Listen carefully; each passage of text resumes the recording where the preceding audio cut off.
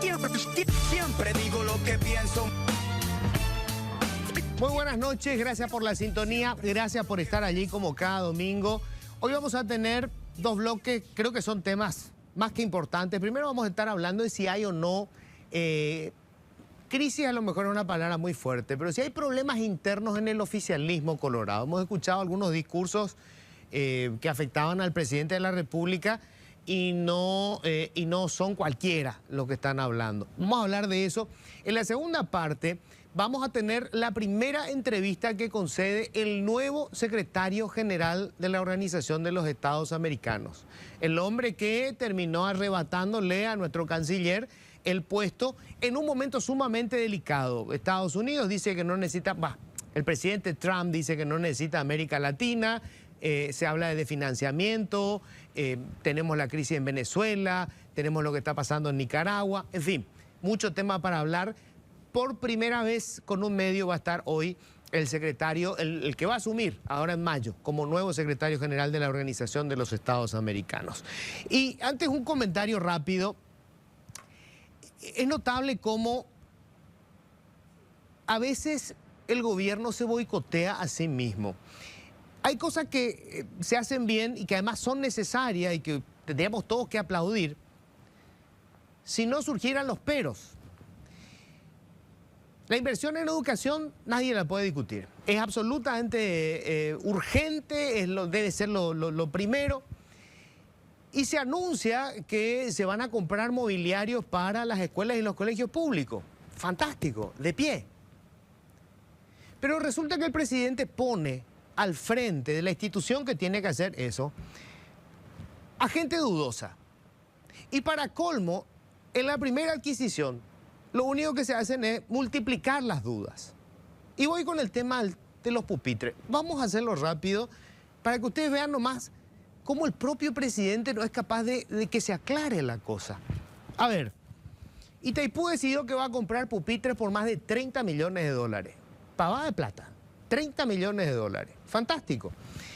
Más o menos a mediados de año hace una primera convocatoria a las empresas locales, buenísimo, y le dice, de todas las sillas que tenemos que comprar, que son un montón, vamos a dividir en 5 pedacitos. Entonces la industria local va a estar en condiciones de poder consorciarse y armar los pupitres. No estamos hablando de tecnología acá, estamos hablando de un pupitre. Una mesita, una sillita y un material que permita que los chicos puedan almorzar, que puedan comer allí, se limpia rápido, ponen sus libros y siguen las clases. Convengamos que no hay ningún secreto. Estaban consorciándose las empresas y de repente, ¡pum!, Itaipú decide desconvocar. Eso fue a mediados de año. En noviembre del año pasado, cuando se acababa el año, vuelve a llamar a licitación. Pero esta vez se para en dos. Es decir, las empresas que iban a tener que hacer una porción de la cantidad de mesas y sillas, de repente resulta que tienen que hacer un volumen que probablemente no están en condiciones de poder hacer. Se paran en dos y ponen algunos requisitos en especial. El tipo de material que tiene que tener la mesita, que vamos, tampoco hay que, no es láser, es una cosa muy simple. No, le dio una especificación de un tipo de material que solamente hay hoy en China. No hay en Brasil, no hay en Argentina, solamente hay en China. Y se adjudica a una empresa. Y se empiezan a publicar estos detalles. Resulta que varios días antes de que Itaipú saque la información sobre el llamado a licitación y cuente qué es lo que quiere comprar, una empresa de un ciudadano chino, que por cierto era uno de los auspiciantes de la candidatura del actual vicepresidente Pedro Aliana, ya había comprado la mitad del mobiliario. Y, coincidencia, justo con las características que Itaipú solicitó. Y unos días después, en el segundo lote, también ellos ya se habían adelantado, ya habían comprado, mira vos, justo esas sillas, esos pupitres que necesitaban los alumnos. Y uno puede decir, bueno, pero a lo mejor esta gente se dedicaba nomás a eso. No, ellos hacen frazadas. Nunca habían importado, ya no digo fabricar, ¿verdad?, estos muebles. La tercera cuestión. La Municipalidad de Ciudad del Este decide comprar exactamente el mismo pupitre. Según el intendente de Ciudad del Este, es más, es del mismo fabricante chino. Solo que él en las licitaciones está pidiendo, como referencia, $22 por cada pupitre. Itaipú compró a más de $90 cada pupitre. ¿Puede haber una diferencia por el tema de la cantidad? Sí, pero a la inversa. Itaipú compra 10 veces más. Por lo tanto, si a Ciudad del Este le cuesta $22, a Itaipú le tiene que costar 15. Vamos a suponer que le cueste más, que le cueste 35 o 40. No, más de $90 cada pupitre. Se publica todo esto. ¿Qué hace el presidente de la República? Nada. Absolutamente nada. Este es su programa estrella. Lo lógico sería que el presidente diga, no, paren la mano, muchachos, ¿qué pasó acá? Dejamos a la industria fuera, ¿por qué cambiamos la licitación? ¿Por qué cuesta más de lo que va a comprar Ciudad del Este? ¿Qué es lo que se hizo? Suspendieron la licitación del municipio de Ciudad del Este. Alguien protestó, no se sabe quién, porque es anónimo, eso es así para todos los casos, y se suspendió. Lo que tenemos son dudas. O sea, lo que debió ser un golazo del gobierno. Caramba, vamos a repartir mobiliarios espectaculares para los chicos. Lo único que nos genera son dudas. La sospecha es que este es un negociado. ¿Y qué es lo peor? Que esta es apenas la primera compra. La gran inversión que va a hacer este gobierno este año, todo son gastos de Itaipú. Es el acuerdo que había conseguido el presidente de la República. Entonces, cada vez que metan un gol, nosotros vamos a estar desde atrás sospechando que en realidad están haciendo un negociado. Bienvenidos, esto es Políticamente Incorrecto. Siempre digo lo que... Bueno, y vamos a hablar de lo que está pasando en el Partido Colorado y ya les cuento. Estamos con Hugo Estigarribia, abogado constitucionalista. ¿Qué tal, Hugo? ¿Cómo estás? ¿Cómo estás, Luis? Un placer estar contigo, Marcelo, Francisca y de la audiencia. Bueno, estamos con Marcelo Lacchi, politólogo, docente universitario. ¿Qué tal, Marcelo? ¿Cómo estás? Buenas noches a todos y a toda la audiencia. Gracias por venir, Y estamos con Francisca Pereira, periodista. Hola, Francisca. ¿Cómo estás? Hola, Luis. Hola, Marcelo. Doctor, audiencia. Muy bien. Bueno, Francisca, una lengua filosa, una pluma filosa. Ella escribe lo que piensa y lo que siente, no importa el medio en el que trabaje. Yo celebro, festejo y por eso la invitamos siempre. Quiero empezar contigo, Francisca. ¿Cómo ves el escenario del oficialismo? ¿Hay realmente una crisis o esto es una fantasía? Empezó el senador Gustavo Leite, que hace rato ya hace críticas bastante duras al presidente Peña. No lo quiera Peña, eso está claro, lo dijo varias veces, lo dejó en claro. Pero después sorprendió cuando fue el propio Horacio Cartes, presidente de la Junta de Gobierno, quien dice en una entrevista que le hacen, creo que es un medio del propio Partido Colorado, de ahí interno, acá hay gente que no hace nada, haciendo pública su molestia, ¿verdad? De que no hay los resultados que él quiere. Esto significa, esto es ya lo que, digamos, estamos viendo ya, señales de una crisis interna ¿o no? No, Luis y audiencia, el Partido Colorado se distingue porque ellos saben muy bien qué pelear y en qué momento. En este momento yo no veo una crisis dentro del Partido Colorado con el gobierno, ni mucho menos entre Horacio Cartes con Santiago Peña. Pero, así como estabas mencionando, Gustavo Leite, que es prácticamente uno de los riñones o el riñón de Horacio Cartes, empieza a cuestionar algunas acciones del presidente Santiago Peña, primeramente señalando de que cuestionando la economía, de que la economía no estaba bajando a niveles de sectores carenciados y Leite dice, eso está mal, dice, ¿verdad? Eso quiere decir que la economía no está bajando donde tiene que bajar. Hay que apurar y ver qué es lo que podemos hacer para cumplir con las promesas electorales que habíamos hecho. En ese sentido, en una equivocada conferencia de prensa, Santiago Peña, escudado con Carlos Fernández Valdovino, porque Santiago Peña realmente tiene dos amores. Uno es Horacio Cartes y otro es Carlos Fernández Valdovino. Uno es su maestro económico y el otro es su sostén político, ¿no? Bueno, entonces en ese sentido hace una conferencia para responderle a Gustavo Leite y qué craso error que pone, sale y dice ahí Santiago Peña, bueno, a Leite no lo voy a responder porque lo conocemos muy bien, lo hemos sufrido en su era de ministro, dijo, ¿verdad? ¿Y para qué? Eso le picó a Leite, ¿verdad? Bueno, entonces, y sale algo que no debió hacer, en vez de explicar Santiago Peña cuál era la línea política de su gobierno, sale y dice, responde de alguna manera a Leite diciéndole que ya lo sufrió en épocas pasadas, ¿verdad? Y prosiga usted, ministro, dice, y le da A Carlos Fernández. a Carlos Fernández, Que explique él. como diciéndole, salvame, ¿verdad? Claro, pero ahora, a ver, yo creo que me parece hasta saludable que cualquier legislador haga la crítica que le parezca, Claro. pero cuando Gustavo Leite, desde el Quincho, o sea, desde la casa de Cartes, clarísimo eso, ¿verdad? Sí. Sube a las redes sociales el anuncio de que va a crear un fondo para enfermedades catastróficas, modificando el presupuesto que se acababa de promulgar, haciendo una modificación importante. Bueno, tuvo que tener la autorización de Horacio Cartes. Sí, hay dos personas que no van a hablar sin el ok de Horacio Cartes dentro del movimiento Honor Colorado. Y uno es Gustavo Leite y el senador Antonio Barrios. Ajá. Los dos no van a salir a hablar algo que tenga que enfurecerle a Horacio Cartes.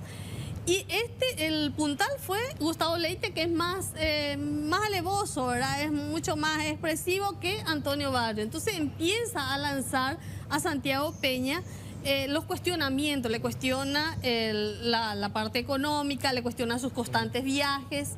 O sea, de alguna manera esos cuestionamientos son de Horacio, de alguna manera sí, a través de Leite. claro. A ver, ¿qué opinan ustedes de esto que estamos viendo hasta ahora? Ella dice, todavía la cosa, o sea, digamos, se mantienen las relaciones, pero empiezan a haber peros. Insatisfacciones.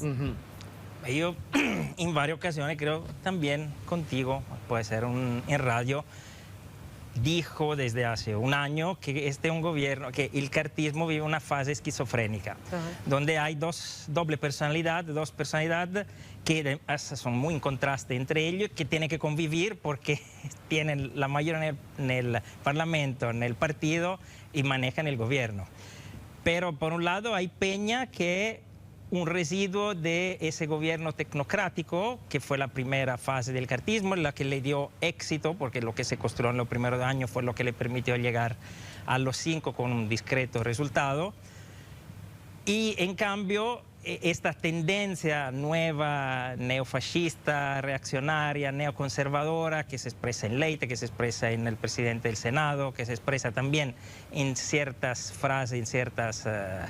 como se dice, externaciones de Cartes, es una idea diferente y que no coincide, más hija de esa convención colorada, en el cual se echaron del gobierno los técnicos y se hizo un gran gobierno colorado. Y son dos cosas que son en contradicciones, porque si tú quieres llevar adelante un cierto tipo de política aperturista, de apertura internacional, de atracción de capitales, como es lo que quiere hacer Peña, y necesita que el Parlamento actúe de la misma forma, necesita que el cartismo actúe de esa misma forma. Pues pero haces salidas en contra del organismo internacional, hacer una ley anti-ONG que en realidad es anti-Unión Europea, es anti-Estados Unidos, por lo menos financiación de Estados Unidos. Ahora, también la financiación de Estados Unidos parece que era de acuerdo con Trump, porque ya desapareció, pero igual el tema es que si tú te quieres abrir al mundo, tienes que discutir en manera paritaria con el mundo. Ese resultado de la elección de la OEA, para mí, es hijo de esa actitud, de esta contradicción permanente entre un gobierno que se abre y otro que se encierra.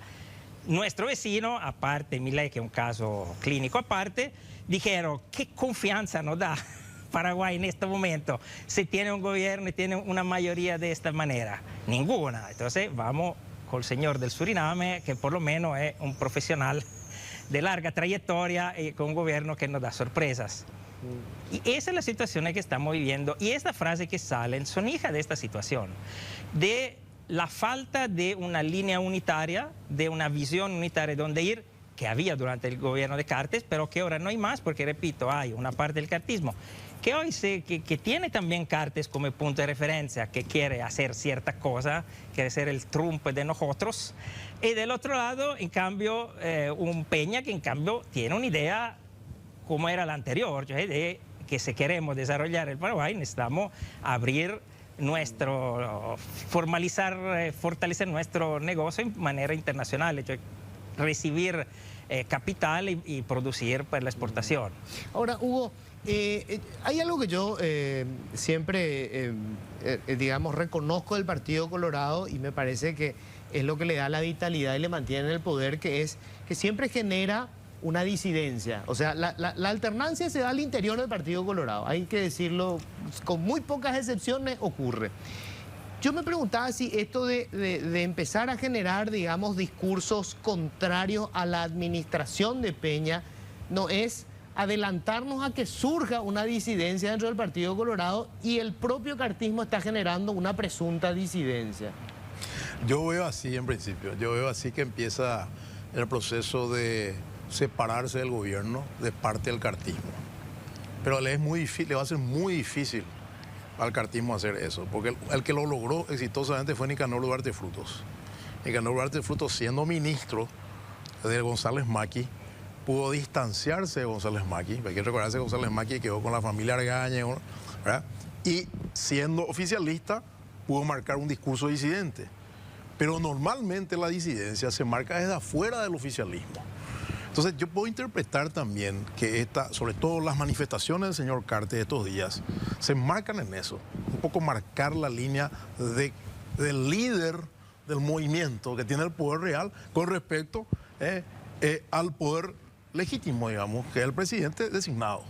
Entonces, marcar un poco la línea y un poco disidente y hacer correr también por ahí que no está de acuerdo con lo que están haciendo. Pues, está corriendo en el radio, o corren los negociados, no estoy de acuerdo con los negociados, los muchachos se están excediendo. Esos son comentarios que estamos escuchando, ¿verdad? Entonces, y después ya viene el líder. Pero primero vino Leite con Antonio Barrio, con Sergio Godoy, que le hizo el proyecto de ley. ¿Ya? Estamos hablando de 3 personas, riñón, pulmón, hígado, si querés decirle, claro, de Cartes, ¿verdad? Entonces, ¿qué pasa? Ley, pero hay también otras cosas que se hablaban, por ejemplo, de Leite, que él quería ser ministro de Economía y Finanzas o ministro de Relaciones Exteriores, sí, que no se le dio, ¿verdad? Que aprovechó esta situación de Ramírez Lescano para tratar de que se vaya Ramírez Lescano y se cree la vacancia y que el líder de honor imponga su nombre, ¿verdad? Entonces, hay muchos comentarios, pero yo creo que es un poco empezar a marcar una línea disidente para lo que viene. Y que la disidencia no sea Mario Aldo, no sea Velázquez, no sea Vin. Ahora se habla de que Vin pasaría al oficialismo, ahora al Honor Colorado, pero que no sea. Si no es eso, es otra cosa. Que no sea Lilian Samaniego. Exactamente, Lilian Samaniego, efectivamente. Si no es eso, otra cosa. Es una cortina de humo. Es un teatro para demostrar disidencia donde no hay. ¿Verdad? Pero en cualquiera de los escenarios se nota que hay una disconformidad del sector duro de Honor Colorado con el sector tecnocrático, técnico, ¿verdad? Que si bien llegó a rajatabla todo lo que le pidió Cartes en muchas cosas, ¿verdad? Mantiene ciertos bolsones. Por ejemplo, hay que recordar la pelea de los diputados con el director de la DENIT, con Noruega, ¿verdad? Que lo mantienen ahí, que es el cajero, ¿verdad? Y lo mantiene Peña, ¿verdad? A pesar de los cachorritos, de los perritos así de diputados, ¿verdad? Gamarra, Gaby y compañía, ¿verdad? Entonces, eso, por ejemplo, es un lugar que mantiene Peña. Fernández Baldovino, que tiene estudios en Estados Unidos, tiene un PhD en Chicago, tiene que mantener un prestigio a nivel nacional e internacional, claro, que de alguna manera en su momento se había derrumbado cuando apareció en el PC de Peña en la interna anterior, ¿verdad? Y ahora después volvió otra vez y ahora lo está ejerciendo como lo que es, ¿verdad? Con más allá de los críticos y todo, claro, son bolsones. Jiménez, que se dijo últimamente, no sé si ustedes saben que los pupitres chinos, Jiménez y los Morenos, no votaron a favor, o sea, se abstuvieron. Eso ocurrió, yo he visto en programas ¿por qué no decirlo? De otro medio, ¿verdad? Sí, sí. He visto que no, que ellos abstuvieron, ¿verdad? O sea, los tecnócratas se abstienen de las decisiones. O sea, una especie No, de además, diferenciación, ¿verdad? Él públicamente, yo tengo que decirlo, el ministro de Industria me dijo que él no estaba de acuerdo con la decisión. No puede estarlo como ministro de Industria, ¿verdad? O sea, la industria Obviamente. nacional, ¿verdad? Pero te digo nomás que hay un cierto desmarque de los técnicos muy cercanos, y también se dijo en su momento que el señor Peña se reservaba ciertos cargos técnicos más allá del ojo del líder político de Honor Colorado, que si bien tenía que decir, ok, no era nombrado por él. Entonces yo creo que esto se transmite. Y por otro lado, Peña dio oportunidad con el fracaso de los Ramírez Lecano a la Secretaría General de la OEA, ¿verdad? Un fracaso. Claro. Entonces, ¿qué pasa? Hay oportunidades que se aprovechan en política. Y no hay que olvidar que el señor Cartes llega a presidente, llega a este liderazgo con un muy buen asesoramiento anterior. Y probablemente esa mano de sus asesores se está viendo en esta jugada, ¿verdad? Claro, Francisca, hay dos cuestiones, ¿no?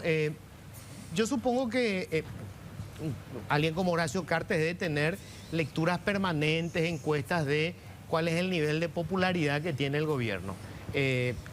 Yo creo que Peña no está pasando por su mejor momento, obviamente, porque si bien están haciendo reforma, pero los resultados no se sienten de manera inmediata y además se cometieron, creo que, muchos errores. Hay muchos escándalos sobre presuntos hechos de corrupción y él tiene siempre una posición tibia, ¿no? El escándalo de los Lalo Chats, y él aparece en una posición tibia siempre. O sea, nunca se muestra como alguien que tiene el poder. Pero además, yo no sé hasta dónde le ha afectado la relación de Cartes con Peña, que no consiguiera resultados Peña de manera inmediata para revertir la situación de Horacio Cartes, ¿no? O sea, creo que las primeras movidas que hizo Peña en su conversación con Estados Unidos, había como una idea de que podían levantar rápidamente las sanciones que pesan sobre Horacio Cartes, y eso no ocurrió y parece que no va a ocurrir.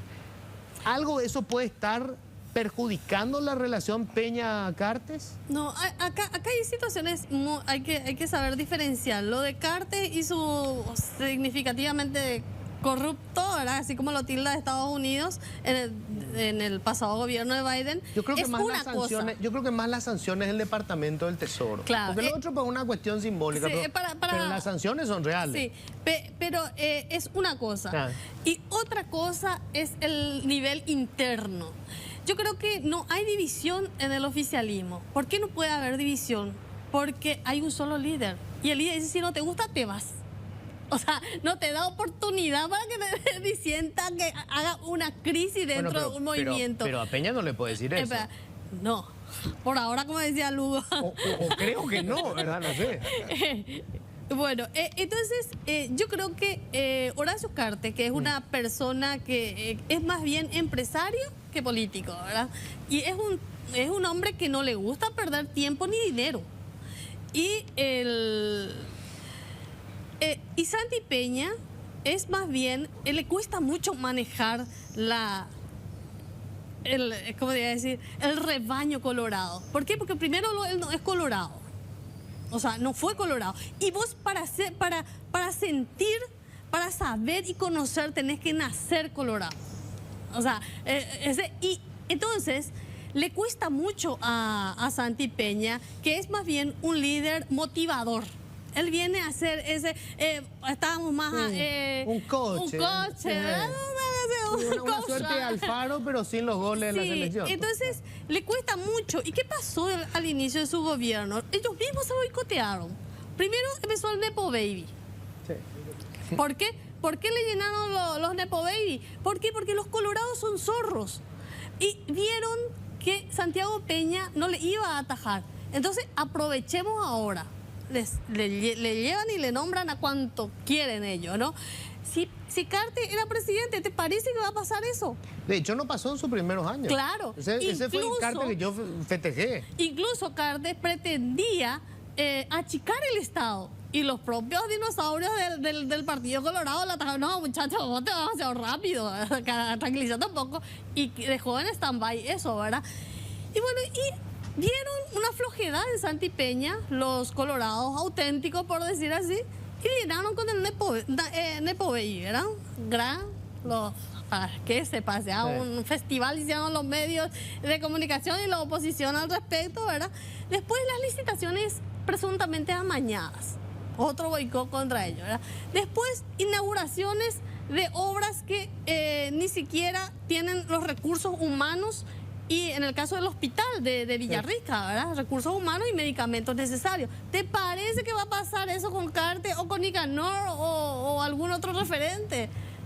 O sea, el Colorado está acostumbrado a un líder fuerte. Vos tenés que ponerle, ¿cómo se llama? Ese doctor, el que se le pone al caballo. Cabestro. Sí, exactamente. Sí, tenés que tenerle fuerte. Porque si no, si encuentran un líder flojo, como es Santiago Peña. Se encabritan. Y aprovechan la circunstancia. Entonces se hicieron ellos mismos el boicot con Nepo Baby, licitaciones presuntamente amañadas. El caso Katia. El caso Katia. Después, lo que estaba todo bien, después superaron todo eso. ¿Y qué pasó? ¿Para qué picó tanto apuro? Se le pidió que estaba construyendo una mansión en San Bernardino. Ahí sí yo creo que, y yo soy una persona que habla mucho con la gente de la calle, yo hablo con cualquiera, ¿verdad? En la calle me paseo y dice, ¿qué pucha? Ya todo el día ya hay aviación, la presidenta joga ya Shiroga por imagínate. O sea, eso fue el desencanto. Le sacó una autoridad moral, ¿verdad? Ahora, me voy a quedar sin tiempo, Marcelo. ¿Hasta dónde puede seguir esto con un presidente débil? Pero yo no creo que sea tan débil. Creo que, repito, el tema es que el sistema, el Partido Colorado es un partido clientelar. Si tiene una mayoría tan abultada en Parlamento es porque se le ha prometido ingresos clientelares. Entonces, el gobierno funciona como Cartes y el partido y el cartismo quiere. Repito, el verdadero problema no es eso, es que en la cabeza está un tipo que quiere hacer una cosa y el poder quiere hacer otra. Y eso es el conflicto, contraste. Pero en serio, si ellos creen de poder aprovechar de esta situación para hacer una ¿cómo se dice? Una oposición interna, es una locura total. ¿Por qué? Porque por dos opciones. Uno, que si tú dejas totalmente solo a Santi y llegamos a la próxima interna, nadie te va a creer que sos alternativo, porque si todo están... Para ser alternativo a Santi tiene que haber un movimiento de Santi o un movimiento tuyo. Se hace esto, la oposición clásica... lo que ahora le van a ganar. Entonces Marcelo, no hay condiciones en realidad para romper esa Marcelo, no te olvides que los colorados son muy capaces de cocinar a cualquiera cuando su poder está en riesgo. Y no, pero los colorados, yo no te digo que van a perder, yo digo que van a ganar, solo que va a ganar la oposición interna al Partido Colorado. Para mí, hasta Santiago Peña es fusible. Es fusible, o sea... Sí, pero hay que ver el momento, siempre y cuando no haya elecciones. Claro, siempre y cuando... O sea, tienen que esperar que pase el tiempo. Hay que dar el ejemplo de lo que pasó. Con Lugo. Claro, exactamente. No, yo creo que un juicio político sería catastrófico. No. Pero ¿cuándo lo van a hacer? Elegimos la municipal 1 año y medio antes de las nacionales. Me quedé sin tiempo, ¿verdad, Jenny? Qué pena, qué pena. Bueno, yo les agradezco. Vamos a volver vamos a estar toda la hora, porque nos quedamos con ganas acá. Nos quedamos con ganas, realmente. Muchísimas gracias. Un placer, encantado. Muchísimas gracias, Francisco. Bueno, voy a hacer la pausa. Enseguida vamos a estar en contacto con el nuevo secretario general de la Organización de los Estados Americanos. Por primera vez va a hablar este hombre. Bueno, en esta segunda parte del programa tenemos realmente un invitado de lujo. Estamos con el nuevo secretario general de la Organización de los Estados Americanos, el canciller Albert Randim. Señor secretario, ¿cómo le va? Muy buenas noches. Buenas noches, señor Luis. ¿Cómo estás? Bueno, muchas gracias por atendernos. Bueno, quiero aprovechar este tiempo, así que voy directamente ya a las preguntas. Le toca a usted asumir en un momento complicado para la Organización de los Estados Americanos. Usted es elegido por unanimidad, lo cual supongo le da un respaldo político de parte de los estados muy importante. Sí, es importante porque ahora en el ambiente, en el hemisferio, pero también en el mundo, es muy importante que hay unidad en el enfoque sobre los temas importantes para el hemisferio. Es importante que todos los países apoyar el secretario general y también el trabajo de la OEA. Ahora es muy importante que todos juntos facilitar una solución para los problemas en el hemisferio. Por eso es importante que mi elección fue en aclamación de todos los países. Usted sabe que el canciller paraguayo Rubén Ramírez también era en un primer momento candidato, después declinó y la versión que corrió es que el apoyo que aparentemente tenía del presidente Donald Trump, el apoyo de Estados Unidos, fue lo que lo dejó fuera y que revirtiera, digamos, eso hizo que revirtiera la posición de apoyo que tenía originalmente de Brasil. ¿Hay algún comentario que quiera hacer usted al respecto sobre el tema, sobre todo la relación con Estados Unidos?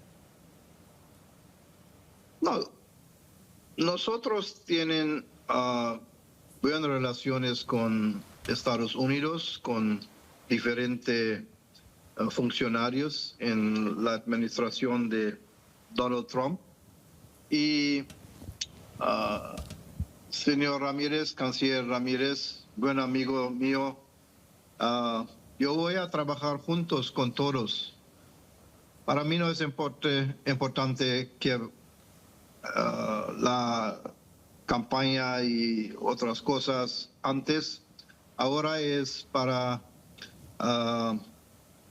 discutir mejor manera, en qué manera vamos juntos, incluyendo Paraguay y señor Ramírez,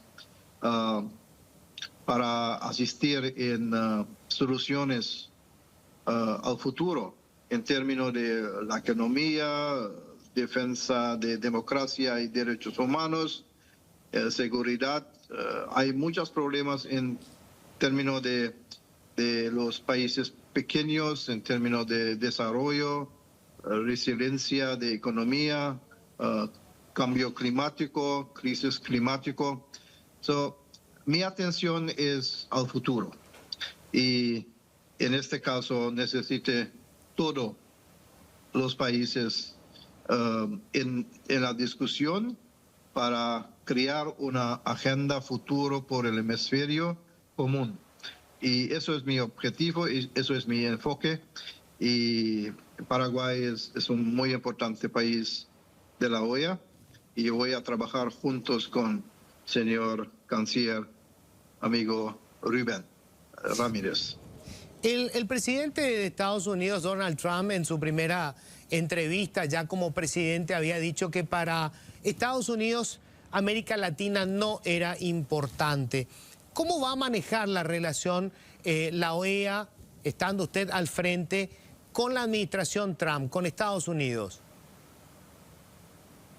No, en mi opinión, la OEA es muy importante. Es una organización de los países del hemisferio, incluyendo Estados Unidos. Como dice antes, tienen y tengo buenas relaciones con el equipo de presidente Trump. Hay diferencias en términos de la relevancia, importancia de multilateralismo desde la nueva administración de presidente Trump. Pero en mi opinión, la OEA es una importante institución de todos los países y es una mesa donde va a discutir todos los problemas en el hemisferio. Por eso es necesario que todos los países dialogar entre ellos y también crear una agenda para el futuro común.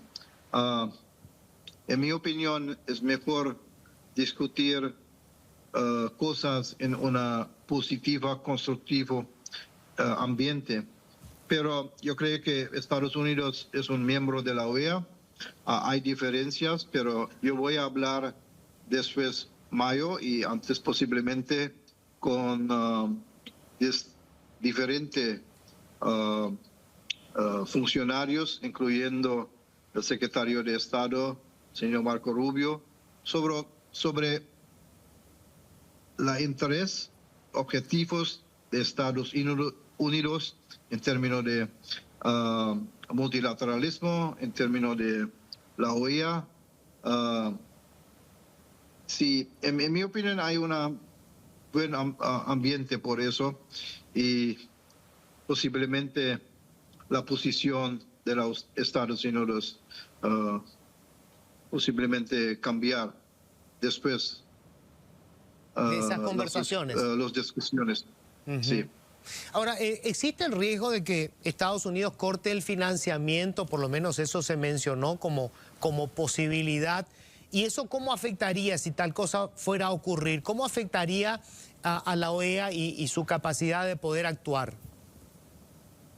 Sí, eso es una cuestión muy importante. Es importante también porque Estados Unidos es un grande contribuyente en términos de presupuestario en la OEA, es más o menos 50%. Es muy importante, pero eso es uno de los temas para discutir con ellos. En mi opinión, es importante demostrar en clara manera el beneficio de la OEA en términos de defensa de democracia, en defensa de derechos humanos, en el papel que la OEA tiene en seguridad, migración. Yo creo que cuando demostrar estos, yo creo que es posible que Estados Unidos va a cambiar su posición. Pero es un tema para discutir con Estados Unidos muy rápido. ¿Cómo va a encarar el problema de Venezuela? La propia OEA puso en entredicho las últimas elecciones. Hay discusiones sobre si se admite o no a Maduro como el presidente. ¿Cómo va a encarar este problema que ya lleva tanto tiempo? Soy un pragmático. Creo que para resolver problemas en el hemisferio, un ambiente de trust, como se dice, hay confianza entre los países. En cuanto a Venezuela, primero vamos a evaluar la situación actual sobre estatus legal en la organización, en la OEA, porque eso es un poquito necesita claridad. Pero también yo creo que es importante que Venezuela es un país, un tema al que tendremos que prestar especial atención. Hay problemas, en mi opinión. Considero que Venezuela debe establecer una comunicación constructiva con la OEA, con los Estados miembros y discutir los aspectos positivos o negativos para apoyar las necesidades del pueblo y para crear un espacio para resolver observaciones de los países de la OEA. Eso es mi enfoque ahora. Después, la investigación legal sobre el estatus de Venezuela, vamos a crear una mapa de ruta para atacar estos problemas. ¿Cuál cree usted que debería ser el enfoque? Sí, le escucho, perdón. No, el mismo es sobre Nicaragua. Es un otro país. No es un miembro de la OEA, pero el mismo. Yo voy a monitorear desarrollos en Nicaragua y, si posible, crear un canal de comunicación común. Sin embargo, estaremos atentos a los desarrollos en el país, de haber una intención mutua de compartir información y discutir asuntos. Entonces consultaremos a los Estados miembros de la OEA también, porque yo voy a trabajar muy fuerte, muy cerca con los Estados miembros para decidir la política de la OEA. Yo creo que es el papel de la Secretaría General es para facilitar, para consultar, para crear espacio. El papel de los Estados miembros es para decidir sobre la política. Yo soy generalmente un asesor de los países miembros. Esto es mi enfoque para crear un ambiente positivo y constructivo en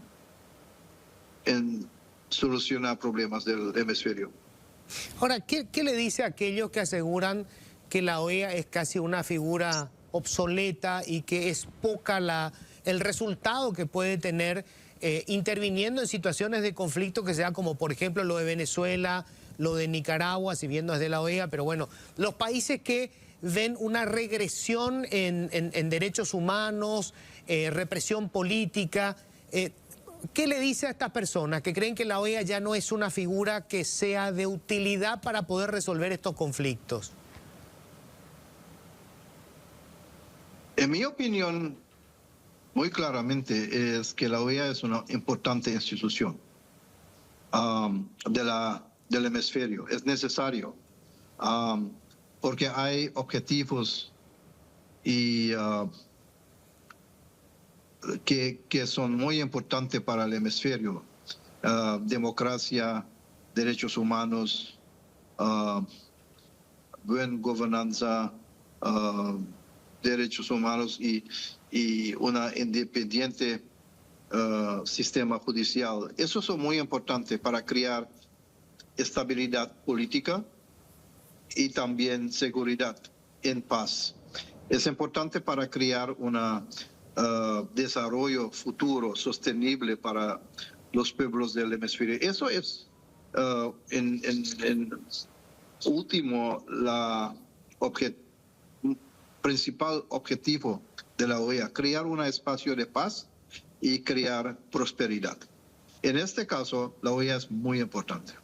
Es necesario porque hay problemas no solo en un país, pero en la región en total. Entonces es necesario colaborar y crear un espacio de negociaciones y dialogar. Pero yo voy a tratar estrechar, reformar la OEA en diferentes maneras, porque es importante que la OEA es una organización para los Estados miembros y en este caso hay para mí, tres prioridades muy importantes. Uno es reducir las divisiones en nuestra región y centrarnos en lo que nos une. Eso es primero. El segundo es reestructuración y fortalecimiento institucional, de tal manera que podamos ser más eficientes y efectivos para dar respuestas de los grandes desafíos en nuestros países. Eso es para mí muy importante. Y tercero es desarrollar un mapa de ruta, diferentes mapas de rutas, atender a las crisis en Haití, por ejemplo, y otros problemas como dice antes Venezuela. Hay problemas en términos de entre países sobre el territorio, pero hay temática, problemas también en términos de cambio climático, migración y seguridad. Por eso es importante que la espacio de la OEA es fuerte y abierto a todos. Es importante para mí que dialogar honesta y francamente, en manera de respeto, y también y escuchar y crear una espacio, una ruta al futuro. Porque más de problemas y desafíos en el hemisferio no es posible resolver entre un país solo. Es simple no posible, porque hay otros países involucrados en esto también. Para mí la OEA es muy importante y es una organización necesaria en el hemisferio. Y yo voy a trabajar muy fuerte con los países para crear este ambiente en el hemisferio, una nueva OEA.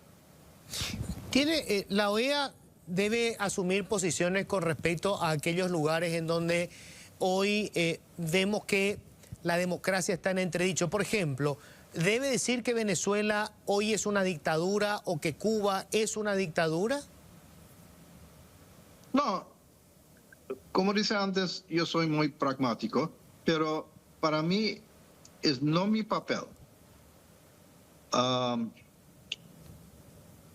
nominar o dice que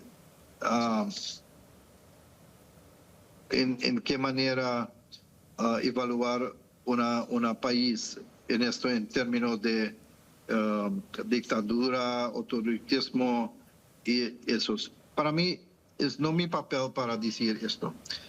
Mi rol, mi papel es para facilitar una conexión entre países en una manera muy honesta, no como partido de ellos o otros, es una posición neutral. Yo no voy a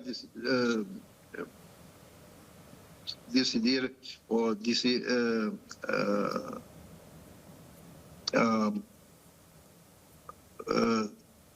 en mi opinión es muy difícil para mí que dominar países como dictadura o de otra manera. Para mí son países miembros de la OEA, necesito trabajar juntos para una solución. Señor secretario, con respecto a las mafias, en Paraguay hay una gran preocupación por el avance de las organizaciones criminales, del narcotráfico, que ponen hoy contra las cuerdas a las instituciones del Estado. Desde la OEA, ¿hay algo que se pueda hacer con respecto a esto que está afectando a todos los países, a algunos más que a otros? Sí, eso es una muy situación muy difícil en diferentes países en el hemisferio.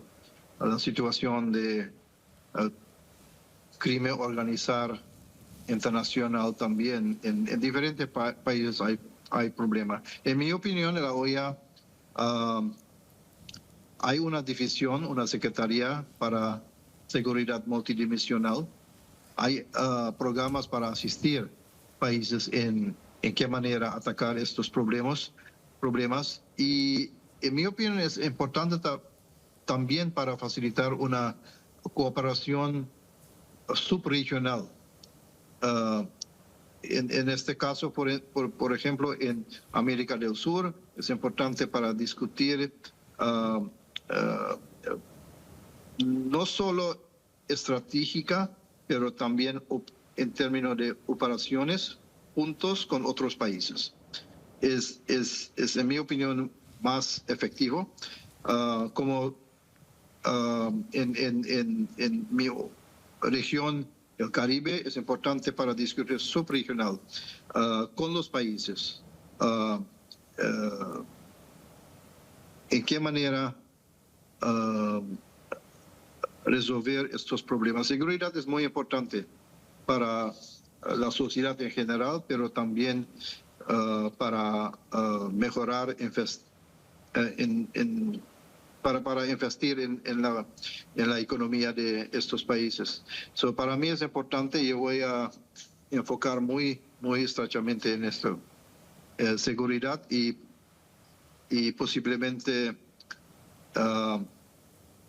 movilizar más recursos por esto para crear un mejor ambiente de paz en nuestros países. Una versión que corrió con fuerza el señor secretario es que el canciller paraguayo, que también fue candidato en un momento, tenía sobre todo el rechazo de China, porque Paraguay tiene la particularidad de aceptar o reconocer a Taiwán como un país independiente y por lo tanto no tenemos relaciones diplomáticas con China. Entonces la versión es que hubo un fuerte lobby de China para que usted finalmente fuera electo. ¿Qué dice con respecto a eso? No, es una opinión incorrecta, porque China no es parte del hemisferio, es un observador, no es parte como miembro de Estado de la OEA. No hay derechos de votos. So, hay relaciones de Surinam con China, pero es muy en balance. Yo respeto mucho las políticas, relaciones internacionales de países, pero China no es parte de este proceso totalmente. Yo en ningún caso discutir con China mi elección, mi nominación. Para mí esto fue una incorrecta evaluación de mi posición, pero mi enfoque es en el hemisferio, no en problemas geopolíticos en el mundo. Yo creo que la OEA es para el hemisferio. Es importante discutir desarrollos internacionales afuera del hemisferio, pero la OEA es en primera instancia para resolver problemas y crear un futuro de prosperidad y paz por todos, para todos en el hemisferio. Eso es mi opinión, ese es mi enfoque en los próximos años durante mi posición como secretario general de la OEA. ¿Usted recuerda que hayamos tenido un periodo de de posiciones, digamos, tan encontradas en América, sobre todo por cuestiones ideológicas, gobiernos más conservadores, más de derecha, gobiernos más de izquierda? O sea, ¿tiene un escenario más complicado que el de sus antecesores? No, yo creo que es dependiendo de su enfoque, ¿no? Mi enfoque es muy práctico. Es facilitar soluciones. No soy ideológica en esto. Yo creo que es importante que nosotros son países miembros, entienden que la OEA es el espacio para discutir problemas. Posiblemente hay muchas diferencias.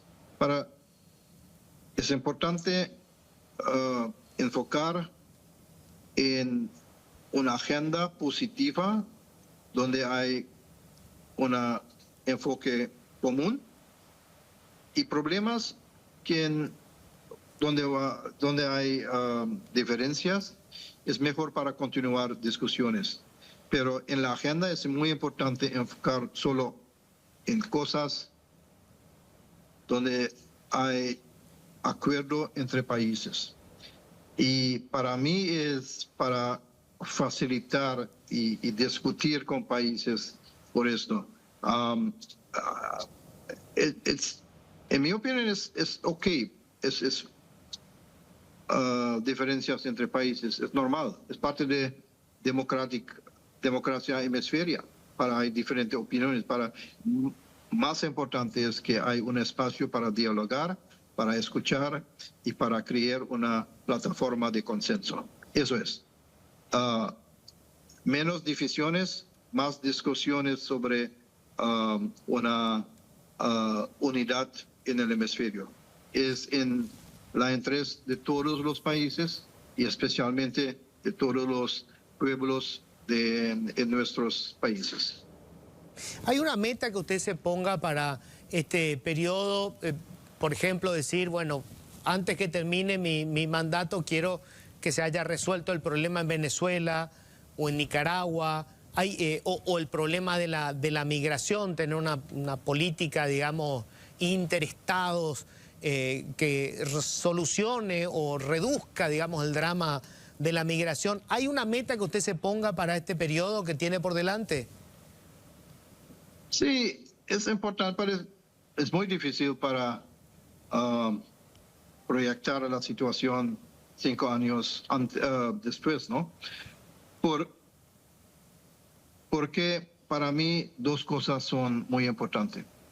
Uno es que trabajar junto con los países miembros a una situación de paz y más seguridad en el hemisferio. Eso es uno. Y el segundo es trabajar para crear más unidad, incluyendo países como dice Venezuela, Cuba, Nicaragua. Pero es un proceso. Necesita mucho tiempo. Posiblemente al final mi término de secretario general hay un espacio, pero no es un resultado final. Pero lo importante es paz, seguridad, desarrollo sostenible y más unidad en el hemisferio. Eso es mi objetivo durante mi periodo. Señor secretario, muchísimas gracias. Gracias por concedernos este tiempo. No, a usted, muy amable. Gracias. Mis respetos. Albert Randim, nuevo titular de la Organización de los Estados Americanos. Él va a estar asumiendo el 25 de mayo. Le va a tocar una administración compleja, difícil. Ustedes recordarán que el presidente de Estados Unidos, Donald Trump, había dicho en aquella primera conferencia de prensa desde el Salón Oval que América Latina no era importante para Estados Unidos, que en tal caso Estados Unidos era importante para América Latina. Además está esta versión de que podrían cortar el financiamiento, que es casi el 50% del presupuesto que tiene hoy la Organización de los Estados Americanos, los problemas de Venezuela, de Nicaragua, de Cuba, países en donde se discute si hay realmente una democracia, el problema de la migración y obviamente el problema de las organizaciones criminales y el narcotráfico. Caramba, menudo escenario el que tiene el nuevo titular de la OEA. No podemos dejar de mencionar, antes de cerrar el programa, de un hecho un hecho histórico. Hoy se recuerda un aniversario más del asesinato de Luis María Argaña. 26 años pasaron del magnicidio. Y siempre hay que recordar esto porque son cosas que nunca más nos tienen que volver a pasar. La intolerancia política nunca tiene que llegar a estos niveles. Lamentablemente, recordemos, se cobró la violencia y la intolerancia, se cobró la vida de Luis María Argaña, uno de los últimos grandes caudillos que tuvo el Partido Colorado. Y después de eso tuvimos más muertes, los jóvenes que murieron en la plaza y situaciones realmente terribles. Hablamos siempre del marzo paraguayo, porque marzo suele ser un mes de marchas, de manifestaciones. No hay que confundir las cosas. Las protestas y las marchas son absolutamente necesarias, son legítimas, son democráticas, son una presión para que la clase política resuelva los problemas de la gente. Y es bueno que la gente se manifieste. Eso no tiene por qué estar vinculado con hechos de violencia ni con situaciones extremas como la que vivimos aquella terrible jornada en la que asesinaban al vicepresidente de la República. Hay que recordar siempre esto. No hay que repetir la historia, pero eso no significa cercenar el derecho de la gente a manifestarse y a protestar. Si no presionamos desde la opinión pública, desde la ciudadanía, la clase política difícilmente va a hacer las cosas de manera diferente, porque así como están las cosas, a ellos les va muy bien, les va cada vez mejor. Somos nosotros los que necesitamos mejorar nuestra calidad de vida y eso lo vamos a hacer presionando. No a la violencia, no a situaciones terribles como esa, pero sí el derecho de la gente a manifestarse, a marchar, a protestar, porque en eso consiste la democracia. Gracias por la sintonía, gracias por acompañarnos. Nosotros ya vamos cerrando este ciclo. Crucemos los dedos, que todo nos siga yendo tan bien como hasta ahora, por lo menos en el fútbol. Gracias por la sintonía, que tengan un feliz resto de jornada.